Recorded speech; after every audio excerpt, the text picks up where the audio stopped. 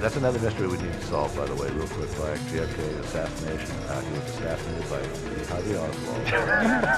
Lee Harvey Oswald was a hardcore communist and the devotee of Fidel Castro. And, probably not quite too straight in the head.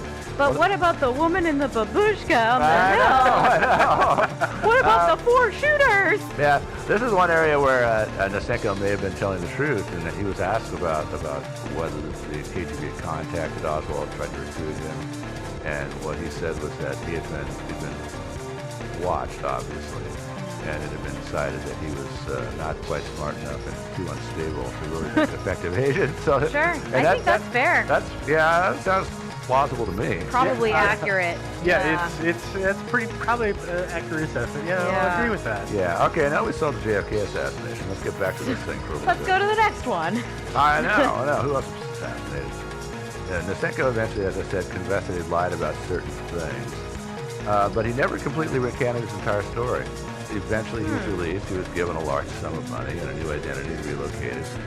And the most mysterious, or one of the most mysterious parts of this whole thing is he was quote-unquote rehabilitated by the CIA, which is like, and I've unearthed some declassified documents. Like I've got some memos from Angleton to the FBI, for example, detailing in great detail all the many, many reasons why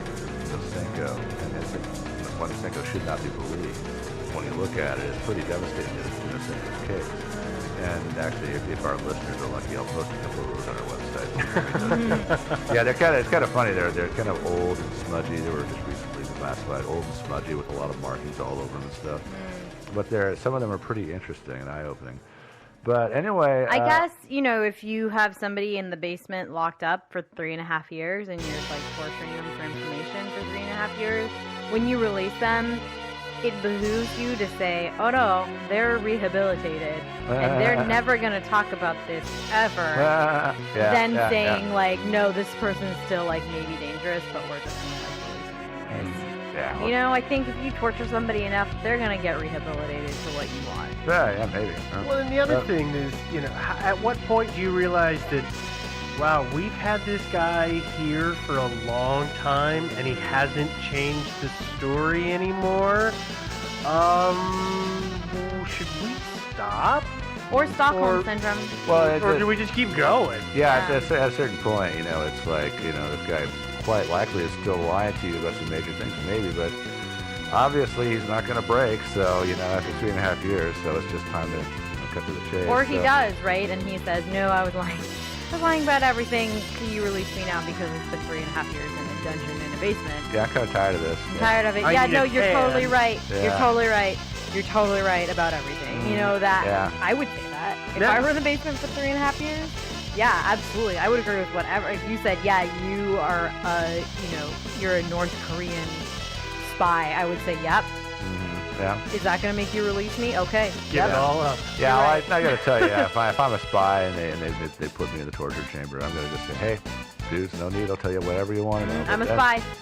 This is why none of us would make good spies. It's true. Yeah, it's why we didn't pass that exam. Yeah. Yeah. Well, but anyway, this is where the whole thing gets turned upside down because everybody, Angleton and and Richard Helms, head of the CIA, and the head of the Soviet-Russia division, and also his underling Pete Bagley, all of them were totally convinced that Nosenko was a double agent, and they had good reason to believe so. Right. And yet, when I say that Nosenko was rehabilitated, what that means is basically the CIA changed their minds and decided, he's for real after all, and he's a good guy. And so they, like I said, they let him go, and he wound up eventually getting well paid to be a counterintelligence consultant to the CIA. Meantime, the head of the Soviet-Russian division was transferred off to some other backwater somewhere. Pete Bagley was also passed over for promotion, transferred off to a backwater somewhere. Angleton was cashiered, even though he had nothing to do with the imprisonment. But the guys that had actually had something to do with the imprisonment, well, maybe. That's a kind of an interesting mystery is how exactly is it that despite all the massive evidence to the contrary, they just decided that he was their boy, and they actually hired him to be a consultant. Yeah. That's a mystery. Again, I think that I don't mean to interrupt here, Joe, but I think that somebody finally realized you've had this guy for 3.5 years. Mm-hmm. You've got nothing out of him. Yeah.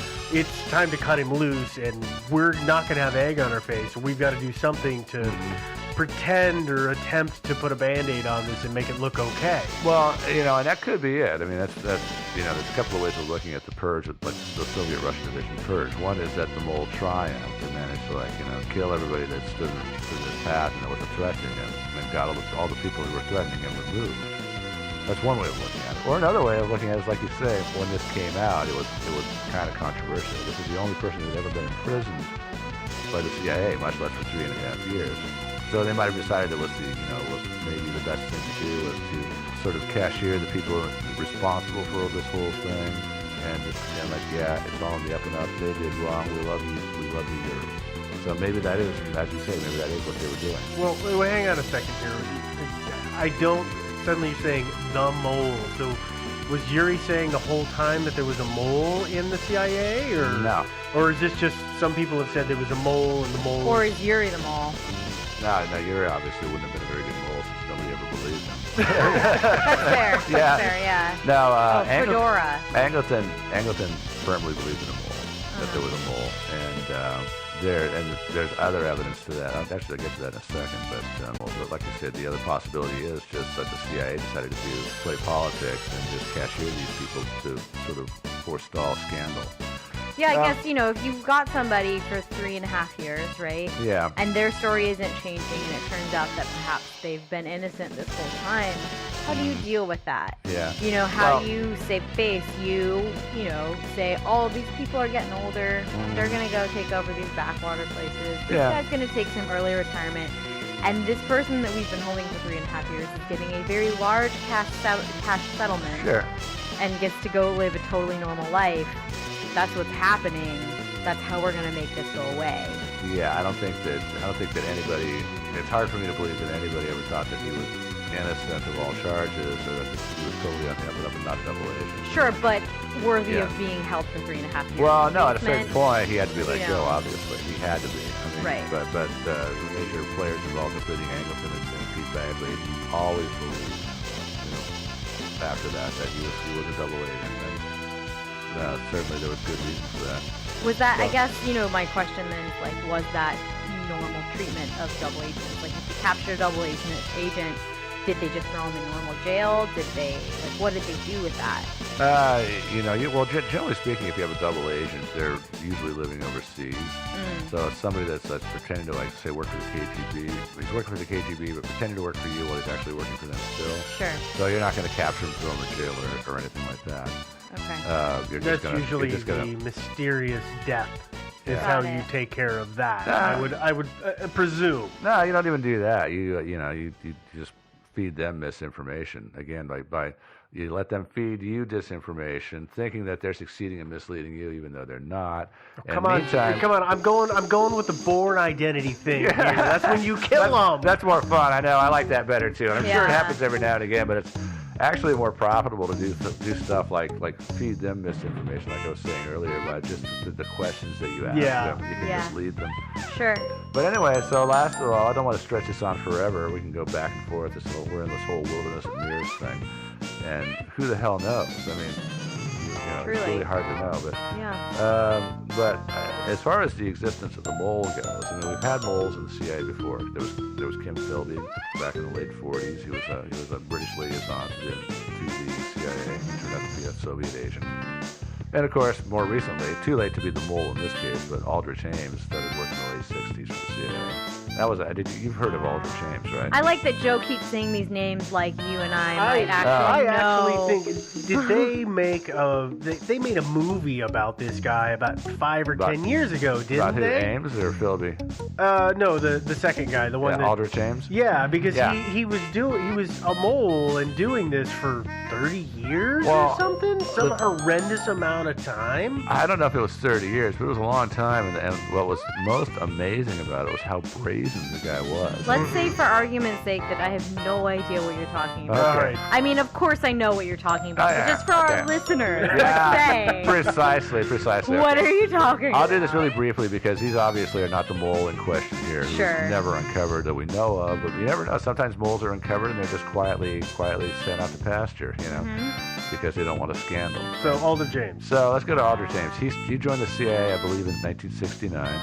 And he was working as an analyst, and it's been a while, so I've actually forgotten a lot of the details. But I remember some of the most hilarious details, which is that he worked in the office at Langley, and he would actually just walk out of the building some days with grocery bags full of secret documents to give to the Russians.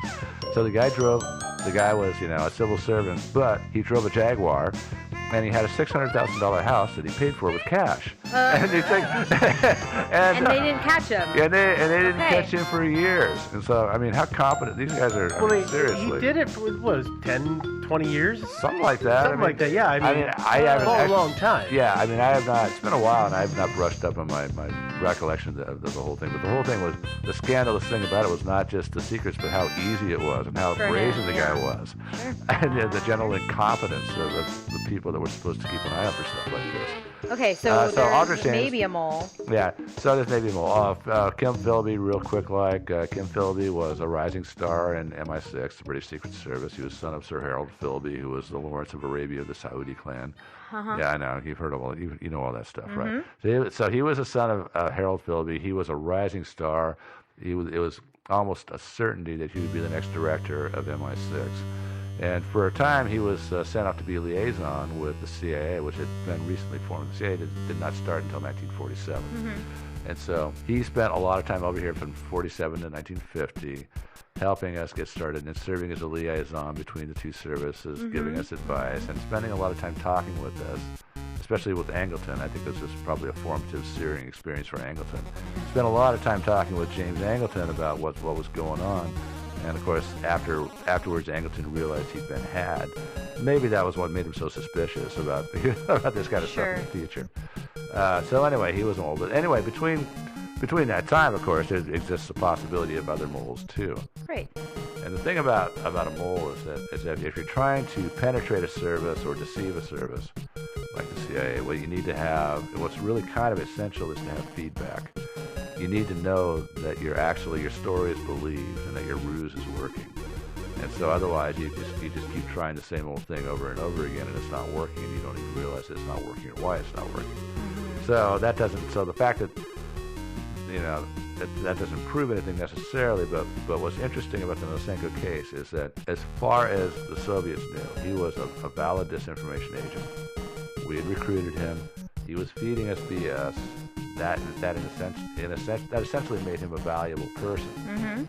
And yet suddenly they decide we're gonna have the guy defect over to our side to argue the case for why Oswald had nothing to do with the KGB. So that would argue for the existence of a mole. Yeah. Because the mole was aware that we didn't trust Nosenko anyway, and that we were unsure that he was really not a double agent. So I guess at that point, that mole would have been like pretty high up. He would have been, right? yeah, he would have been, yeah, pretty high up, yeah. Because there's compartmentalization. Although then again, considering some of the stuff that's like with the Ames case, who knows? Maybe they put this stuff in the company newsletter. Right? Who knows? Goes all around Langley. This year, be sure if you run into Nosenko. Yeah. So assuming that Nosenko's purpose, assuming he was sent, and the purpose of his being sent was to reassure us that that Oswald had no part in the assassination. No connection to them. Yeah, then it would make sense, because he would be a pawn that would be easily sacrificed, because they knew through the existence of their feedback device, the mole, they knew he was of no value to them anyway. Sure. So, yeah, otherwise they're sacrificing a valuable asset for no particular reason. Right. All right, so that's one argument for the existence of a mole. Supposing also that they wanted to send him to discredit and embarrass the CIA. Supposing they know, through their asset on our side, they know that he is not particularly believed or trusted. So they know that when he shows up with his story about Oswald and how he knew Oswald and did all this investigation of Oswald, and then the CIA, of course, thinks it's BS, and so they don't, and so he they don't take him to the Warren Commission or the FBI or anybody else to testify. Later on, he calls a press conference and says, hey, you know, I showed up to the CIA headquarters with all this information about Oswald, and, you know, they just tried to shut me up. They didn't let me testify before the Warren Commission, and that could be just one more way of sowing confusion and suspicion and conspiracy theories, which is yet another. So again, and this is all pure speculation on my part. Sure. But they would both sort of semi-support the existence, or at least the possibility of the existence of a mole in the ranks of the CIA. So I guess the big mystery here is, was there a mole? And if there was, who was it? All right, here's the part where we flip a coin. Uh-huh. Okay, anybody got a quarter? No. Yeah, Okay. right here. All right, heads. Ding. Heads. Heads. Okay, there was a mole. What if it was tails? There would be not a mole? Yeah.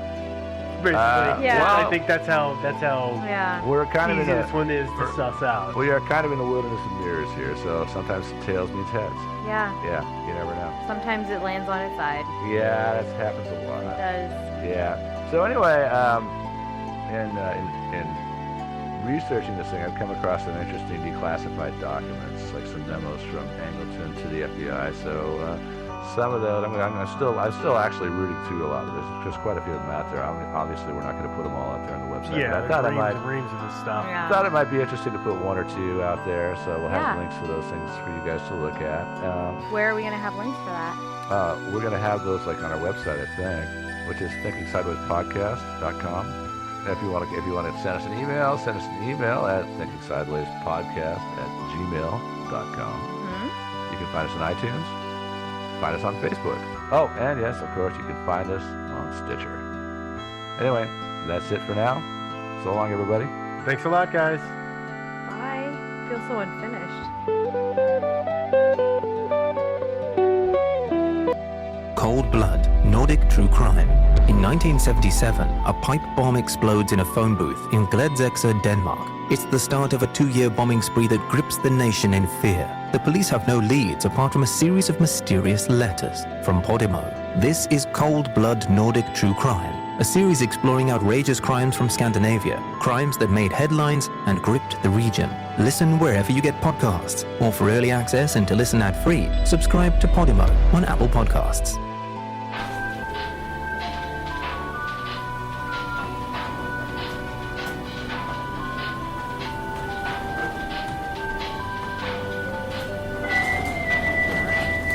So am I. You know what we need for this podcast? We need like some creepy fucking like opening. It's like old-timey computers and you hear like paper like printing and it's like, You've been inducted to the Chilluminati podcast. and then it's like weird noises and shit. That's I just hope whatever you create is awesome. no, I'm not gonna. It's gonna be noises with my mouth. That's all it's gonna be. I'm gonna be leaning into my mic. I might be like beep boop boop bop. Yeah, you don't need like a. Yeah. Welcome to the Chilluminati podcast. Episode 1. Welcome, everybody, to the inaugural Episode 1 Chilluminati podcast with myself, Jesse Cox, and Alex Fasciane. How's it going, boys? I'm feeling great today. I feel amazing. I had a big ass donut. I feel awful about the donut, but I feel good in my heart, and that's what's important. I went to get coffee this morning and realized that at 7 in the morning, there is nobody alive in LA. No one is awake at 7 on a Saturday. I was gonna say on a Saturday. No way, dude. It was me and the ghosts of dead celebrities. Which we'll get into in a future episode. That's what Haunted LA. that would be so Well, funny. For those who don't know, the Chilluminati podcast is something kind of we brain cooked up. Alex and I are pretty heavily into like weird conspiracy, haunting, alien, unsolved mystery murders kind of thing. And Jesse likes to be a skeptic, which is great because we all can't be crazy when doing this kind of thing. So Yeah, no, I think you two are weirdos, but I'm involved. I want to be. It's nice. It's nice to be the crazy one for once. To be just like, Right. Yeah, I like that. Are you telling me at some point, Alex, you're not the crazy one? Yeah, it's not. It's nice. It's nice to come out of my shell a little bit and do something really out there for once. Right. Yeah, definitely a totally new thing. For Yeah, you. this is really outside the box for me. Not on brand at all. So I'm excited to see how it goes. When I thought about I was like, Jesse and Alex would be like the perfect two. If they're into it, this would be great. I can't wait to do this a million times. I hope we get to do it a million